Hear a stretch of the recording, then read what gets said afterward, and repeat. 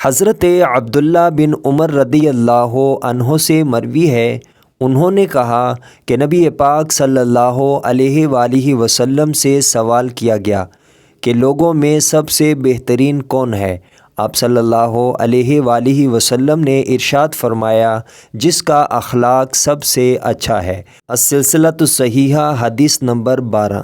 حضرت ابو ہریرہ رضی اللہ عنہ فرماتے ہیں کہ نبی پاک صلی اللہ علیہ وآلہ وسلم سے پوچھا گیا کہ سب سے زیادہ شریف آدمی کون ہے؟ آپ صلی اللہ علیہ وآلہ وسلم نے فرمایا، جو اللہ کا خوف زیادہ رکھتا ہو۔ صحابہ کرام نے عرض کیا کہ ہمارے سوال کا مقصد یہ نہیں ہے۔ آپ صلی اللہ علیہ وآلہ وسلم نے فرمایا کہ پھر سب سے زیادہ شریف اللہ کے نبی یوسف بن نبی اللہ بن خلیل اللہ ہیں۔ صحابہ کرام نے عرض کیا کہ ہمارے سوال کا مقصد یہ بھی نہیں ہے۔ آپ صلی اللہ علیہ وآلہ وسلم نے فرمایا، اچھا تم لوگ عرب کے خانوادوں کے بارے میں پوچھنا چاہتے ہو؟ دیکھو، لوگوں کی مثال کانوں جیسی ہے، کسی کان میں سے اچھا مال نکلتا ہے، کسی میں سے برا۔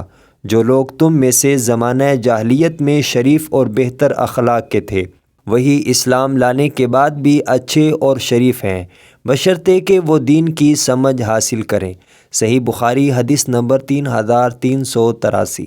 حضرت ابو موسیٰ رضی اللہ عنہ بیان کرتے ہیں کہ میں نے رسول اللہ صلی اللہ علیہ وآلہ وسلم کو فرماتے ہوئے سنا۔ آپ صلی اللہ علیہ وآلہ وسلم نے فرمایا، جب تم میں سے کوئی چھینک مارے اور الحمدللہ کہے تو تم اسے دعا دو، اور اگر وہ الحمدللہ نہ کہے تو تم اس کے لیے دعا نہ کرو۔ مشکوٰۃ المصابیح حدیث نمبر 4735۔